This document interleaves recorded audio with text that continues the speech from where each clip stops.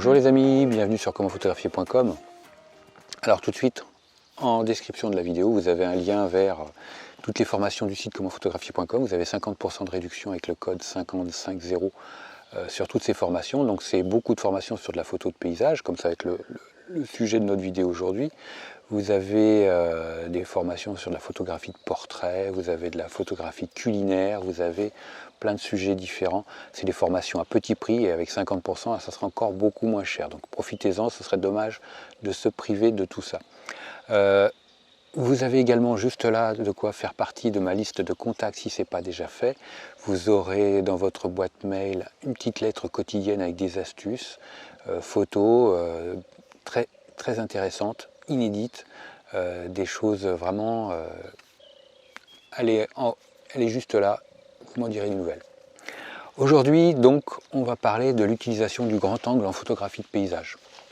Alors, le grand angle, c'est vraiment un objectif vraiment qui moi, me fascine, m'intéresse énormément. Je n'utilise quasiment que ça. Pas que, mais j'irai à 95% sur de la photographie de paysage, j'utilise le grand angle. Vous avez, on va dire, le grand angle, ça va être quoi en termes de focale? Pour de l'APS-C, de l'appareil photo de débutant, ça sera une focale 10-22 mm, un zoom en 10-22. 10 mm, 22 mm, ça sera vraiment le grand angle. Pour du plein format, moi j'utilise un 16-35 mm, là vraiment voilà, 16 mm, là j'ai vraiment du très grand angle. Voilà, donc ça c'est un peu l'optique sur lesquelles on va parler aujourd'hui. On peut aller jusqu'au 35 mm, il n'y a aucun problème. 24 mm, 35 mm, sur du plein format, on est toujours en grand angle. Ce qu'il faut savoir, c'est que d'une manière générale, l'œil humain, on va voir nous en 50 mm. La différence, c'est qu'on a deux yeux, on a deux objectifs côte à côte, donc on va avoir un champ de vision qui va être très large, hein, quasiment à 180 degrés. Donc, mais grosso modo, notre vision centrée, elle va être sur du 50 mm environ. Donc c'est pour ça que le très grand angle, le grand angle, c'est une vision qui va être différente de notre œil et ça va nous permettre d'embrasser quelque chose de très vaste avec énormément de détails.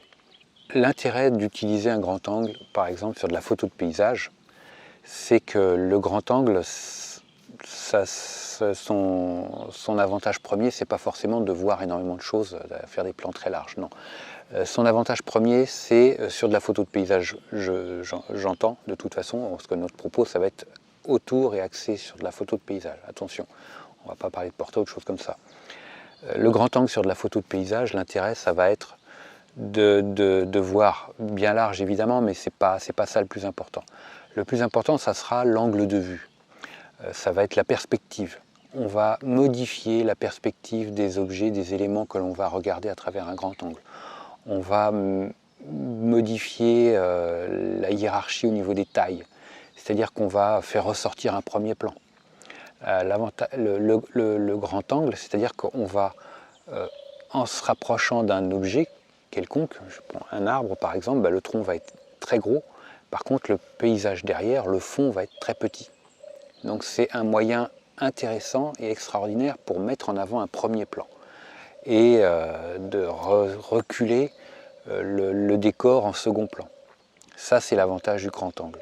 À la différence du téléobjectif, pas du téléobjectif, mais dès qu'on va monter en focale, on va partir sur le 50 mm, sur du 70 mm par exemple, bien là, le premier plan et l'arrière-plan va quasiment être mis sur le même plan. Parce que le paysage derrière sera quand même très présent et notre premier plan va se fondre un peu dans le paysage. Plus on va prendre quelque chose, une focale qui va être longue, et plus on va rapprocher, plus on va s'éloigner de notre sujet, et plus on va faire le premier plan se rapprocher de l'arrière-plan. La différence, c'est que là, par exemple, avec un 200 mm ou un 300 mm, le premier plan et l'arrière-plan, on sera quasiment tout le monde ensemble, tout le monde sera ensemble dans la photo, mais la différence, ça va être le flou du fond. Le fond va être hyper flou avec une très longue focale, ce qui ne sera pas le cas avec un grand angle. Là, on sera net partout, quasiment, toujours en utilisant un diaphragme adapté. L'intérêt du grand angle, ça va être aussi d'avoir notre premier plan, notre sujet principal, ça va être de l'avoir dans son environnement. Par exemple, sur une photo de paysage, si c'est un rocher, si c'est une ruine, si c'est un bateau, si c'est une barque sur une plage ou des choses comme ça, eh bien, ça va être d'avoir notre premier plan dans son jus, dans son élément, dans son environnement, de pouvoir apprécier à quel endroit il est et quelle atmosphère on a tout autour. C'est vraiment d'être de créer une toile, comme une peinture. On va avoir énormément de choses de détails. On va pouvoir un peu définir, pas forcément une personnalité pour un objet inerte, mais on va avoir une ambiance, une atmosphère.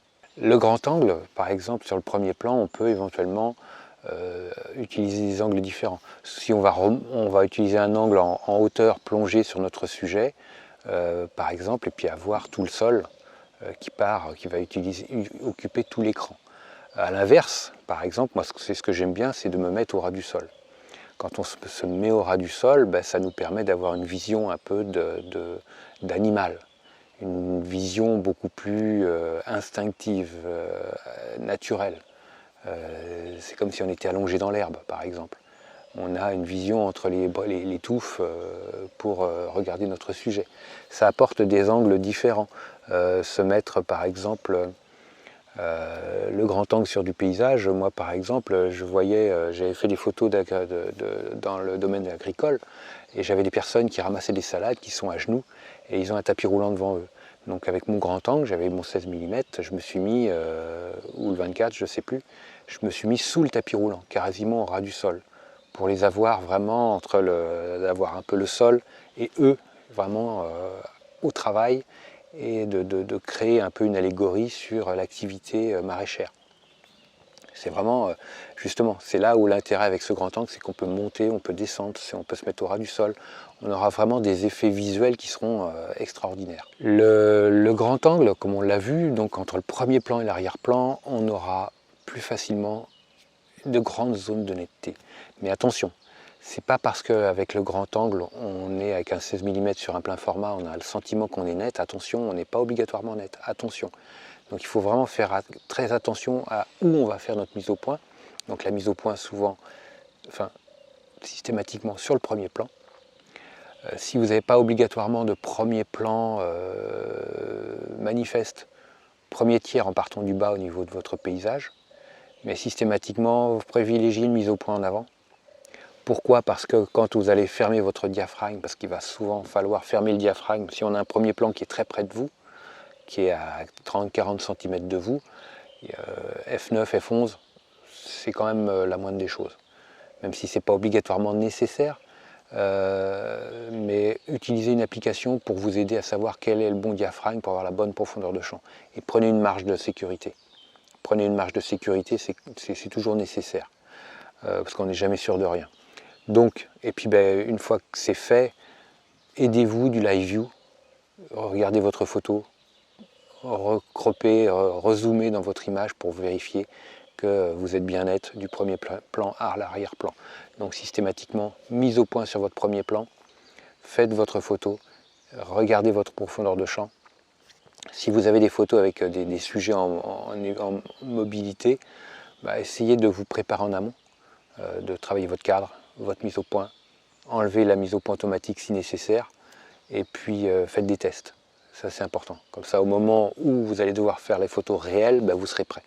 Vous ne vous ferez pas surprendre et puis au dernier moment, vous avez foiré la photo parce qu'il y avait un réglage qui n'était pas bon, la mise au point n'était pas bonne, on n'est pas net, voilà. Donc pour éviter que ça vire au cauchemar, préparez-vous en amont. Quand on fait nos photos avec un grand angle, premier plan, arrière-plan, on est d'accord, mais attention parce que le très grand angle, on est amené parfois à saisir énormément de choses. Donc ça peut être autant d'éléments qui peuvent perturber la lecture de notre photo. Si on veut mettre en avant un premier plan et que l'on a plein de choses autour de ce premier plan qui viennent parasiter ce premier plan, les gens ne vont pas forcément le voir, ce premier plan. Et on aura raté l'objectif de notre prise de vue. On aura loupé, notre volonté ne sera pas exaucée. Donc faites bien attention d'écarter les éléments perturbants, les éléments perturbateurs qui ne vont pas rien apporter à votre photo, qui vont même parfois la déprécier. Restez vraiment attentif aux détails, que ce soit par exemple des détritus, comme à l'heure actuelle dans la nature, on a énormément de pollution et de saloperies, et ça c'est partout dans le monde, hein, malheureusement. Faites bien attention à ces détails-là. Quelque part, n'hésitez pas à aller ramasser une canette, un papier gras, à le mettre dans une poubelle s'il y en a, pour que votre photo soit clean, soit propre, ou à bouger un peu le cadre si nécessaire. Le diable va se cacher dans les détails, donc toujours systématiquement faire attention à ça. S'il y a un véhicule qui passe à l'horizon, par exemple, attendre qu'il disparaisse, qu'il soit passé pour faire votre photo. Si vous avez, je sais pas moi, enfin tous ces éléments mécaniques qui ne sont pas souhaitables dans une prise de vue, enfin si vous ne voulez pas les incorporer dans votre prise de vue, donc patientez un peu et attendez un peu pour faire votre photo. Avec un très grand angle, il faut faire super attention à un truc, c'est l'horizon.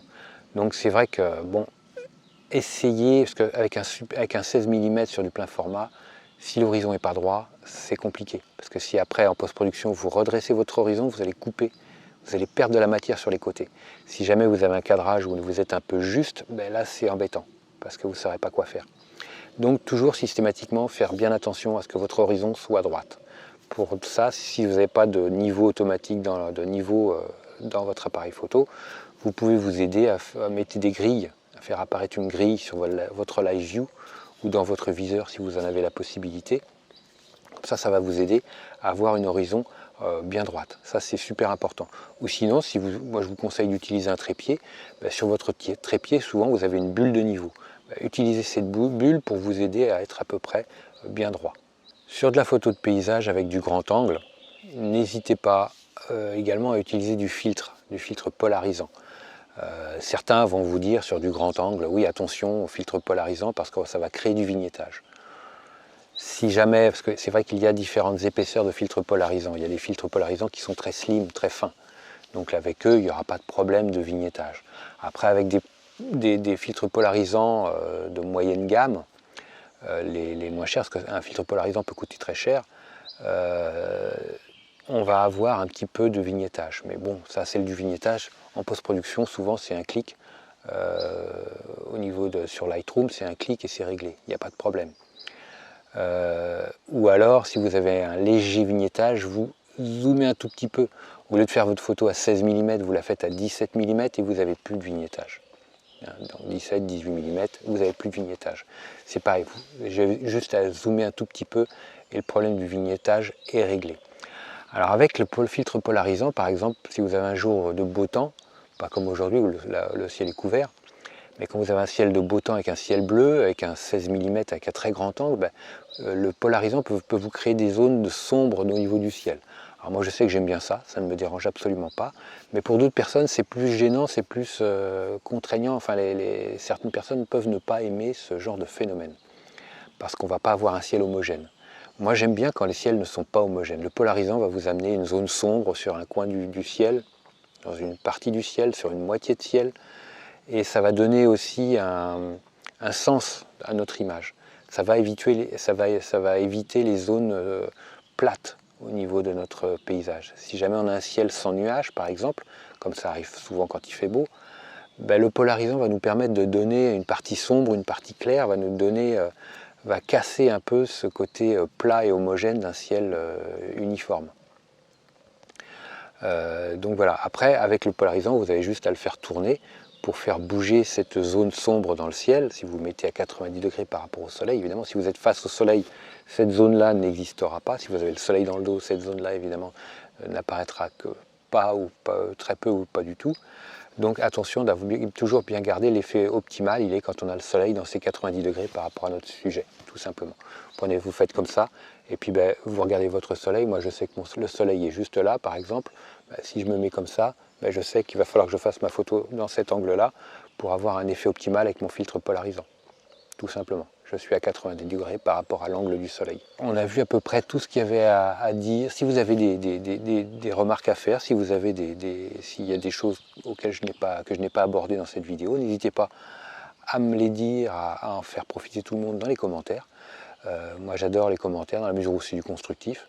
hein, on est là pour faire avancer tout le monde. Tout le monde apprend, moi le premier.